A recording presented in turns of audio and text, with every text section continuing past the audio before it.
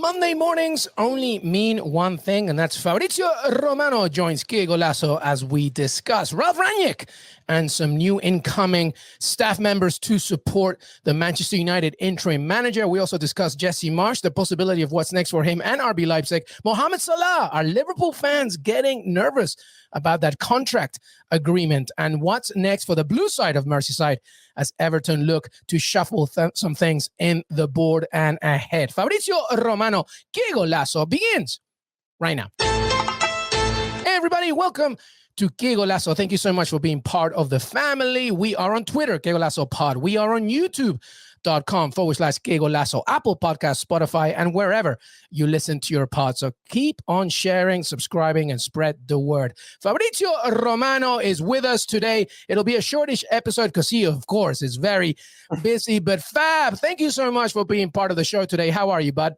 Always a super pleasure. I'm fine, my friend. Thanks to you, and ready to enter into it because we have something changing around Europe, as you mentioned, and so it's going to be super interesting.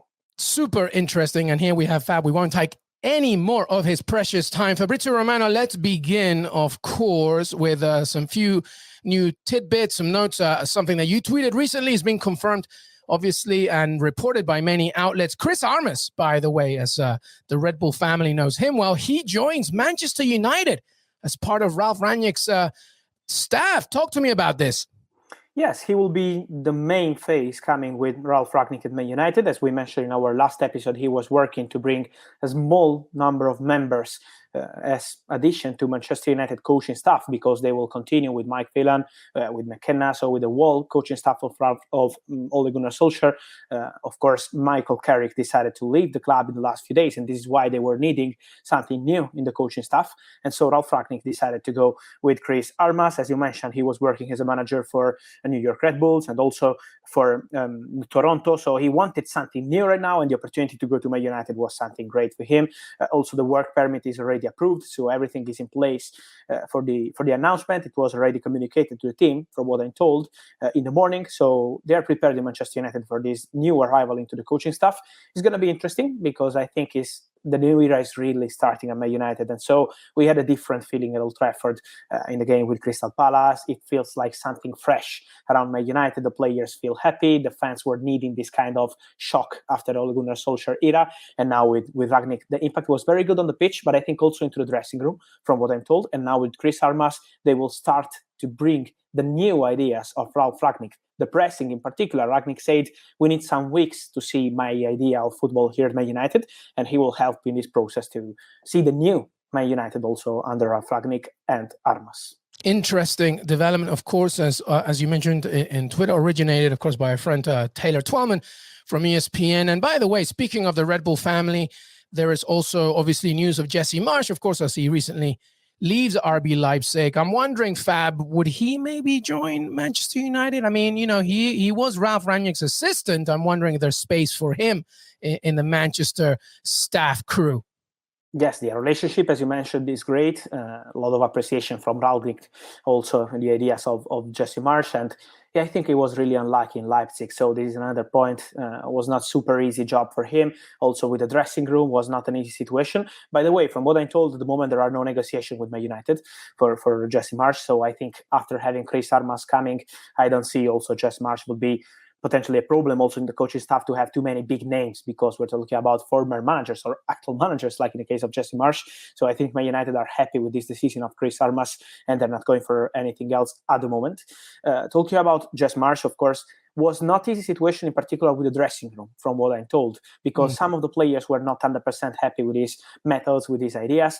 We know that Red Bull Leipzig board we're expecting something big from Marsch immediately, also in the Champions League and of course in Bundesliga. They were expecting to be in the third or fourth position, and it's not like this. They had many problems, and so after thinking for 2 or 3 weeks about replacing him, in the last few days they decided to part ways, and so now it's going to be time for a new opportunity for Jesse Marsch.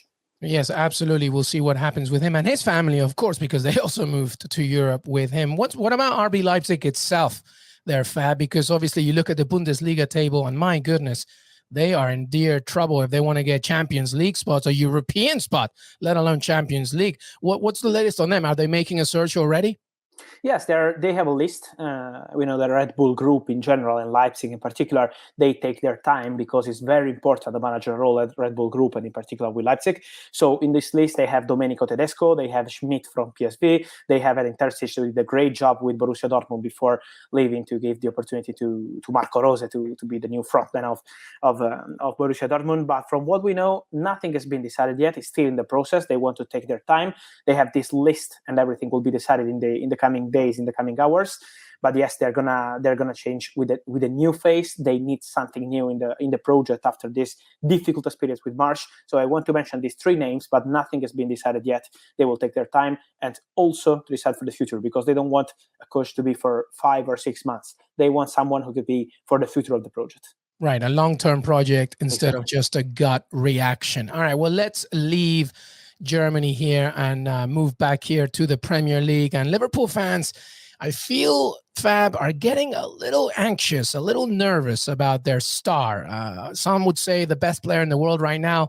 I really wouldn't disagree that much with them. Mohamed Salah, as they look to formulate a new contract with their Egyptian king there. And he said, by the way, this is speaking, you tweeted it, but it was reported, obviously, he was speaking to the Liverpool local newspapers there. There is no problem in regards to the contract, but we have to reach an agreement for the contract. It's up to the Liverpool board. So as far as Mohamed Salah and his team is concerned, Fab, nothing more they can do. They've said what they want to do. Now it's up to Liverpool, according to Mohamed. Yes, this is his feeling. First of all, because as part of the interview, he also said that he knows about Barcelona interest. He's seeing in the rumors about Barcelona, but at the moment there is absolutely nothing because he's happy with Liverpool. So the position of Mo Salah is super clear, I think. He's super happy with Liverpool. As we said here many times, he's in a great relationship with Jurgen Klopp. He loves Liverpool life, Liverpool as a club, his teammates. So Mo Salah is prepared to stay.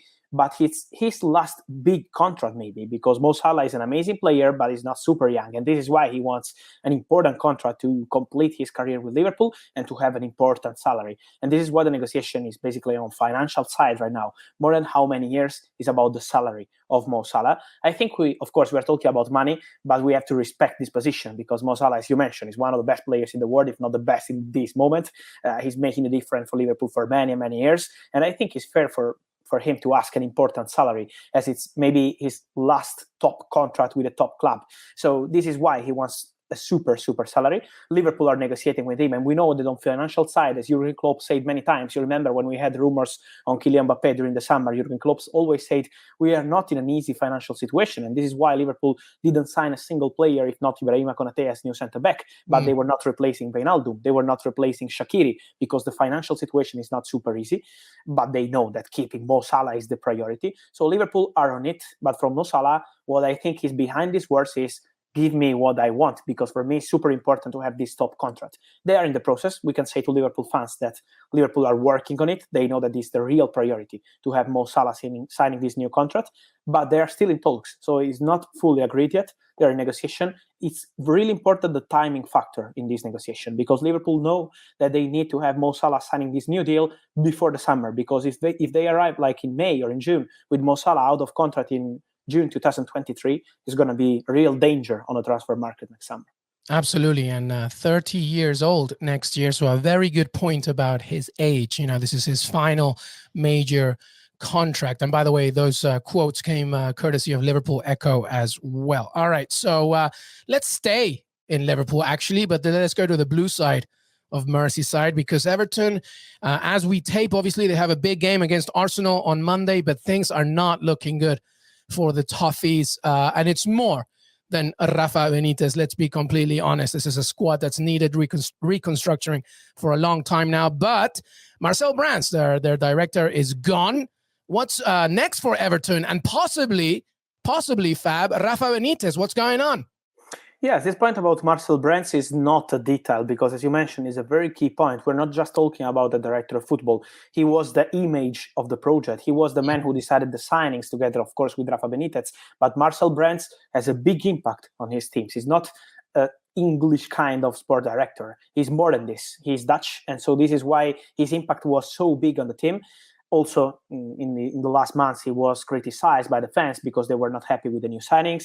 He was suffering of this situation, and this is why they decided to part ways and to make Marcel Brands leave this job. So let's see now what will be next for Everton, because they want to do something different in the board. For Rafa Benitez, they made a statement today in the morning saying again that they are with Rafa Benitez. They are supporting Rafa Benitez directly from the owner, but of course they expect, as you mentioned in the K game with Arsenal, to win. They want a reaction. They want to see the team reacting. And so for Rafa Benitez, this next game will be crucial, also because his job has been in danger for weeks, because Everton were not in direct contact with any other manager, but they are not happy with what's happening on the pitch. And so Rafa Benitez is now the direct responsible. So this game will be super important for Everton future. I'm curious to see what happens. We had some rumors here in Italy today from Italian newspapers about Everton calling Jose Mourinho. That is not doing well with Roma, but let me say again that there is nothing between Everton and Jose Mourinho at the moment, and I see Mourinho staying at Roma also if his situation is as complicated as Rafa Benitez one at Everton.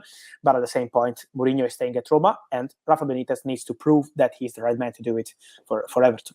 Yeah, that's the key there, because they can say they defend Rafa Benitez as much as they want. They are 5 points, Everton, above the relegation zone, and if they lose against Arsenal today, I believe that tune will change. We mentioned there would be a quick one with Fabrizio Romano, but always substantial. But before we say goodbye to you, Fab, anything else that you're keeping your eye on? It's the final week of the group stages in the Champions League, wrapping up the year. Is there anything else that you're focusing on? Of course, Champions League is always our focus on Paramount Plus, but I wanted to mention contracts, because today we released a new article on the column, Here We Go column, on our website on CBS Sports, talking about players out of contract in June 2022. So how is the situation with the potential free agents? We were speaking about Kylian Mbappé, with Real Madrid still working on it, but it's still not fully agreed. And let's see what happens with PSG pushing him. Paul Pogba also with Man United revolution now with Ralf Rangnick. Let's see if it will have an impact, because Pogba has not decided yet what he wants to do. We are mentioning also many other players, but one player I'm focusing on today is André Onana, the goalkeeper of Ajax. He's out of contract in June 2022, and in Spain they're talking about Barcelona interest to bring back André Onana, who was a Barcelona player, as new goalkeeper for the next season as free agent. But we can say again that Inter have a verbal agreement with André Onana. Inter want to sign Onana. They have a 4-year deal agreement agreed with Onana. So they are just waiting for January to sign the contract and then sign Onana next season, 2022, 2023, as free agent. So this is Onana situation, but we're talking in general about free agents on our website. I love it. Onana's a really interesting story, aside from obviously the current situation, but you mentioned started at Barcelona, part of the Samuel Eto'o Academy, and then going to Barcelona. So even though there's a verbal agreement with Inter, you never know. A piece of his heart is always with the Blaugrana, so you never free know. Agents till they sign, my friends, you're always in danger. Always till they sign. Verbal doesn't mean anything. Exactly. Remember Wijnaldum last summer? It was done deal with Barcelona, and then in the night he changed his mind and he signed with PSG. Absolutely. Great point. Fabrizio Romano's Here We Go article on CBS Sports. Make sure that you check it out. Fabrizio Romano on Twitter as well, Instagram, and you can follow all his content, not just on social, but on our website. And of course, Qué Golazo every single week. Fab, thank you so much, brother. Thank you, my friend, as always. Super pleasure, and see you later in the week. Absolutely. Later in the week, indeed. Thank you so much for being part of the family, everybody. Qué Golazo Pod on Twitter. We're also on CBS Sports, your CBS Sports app.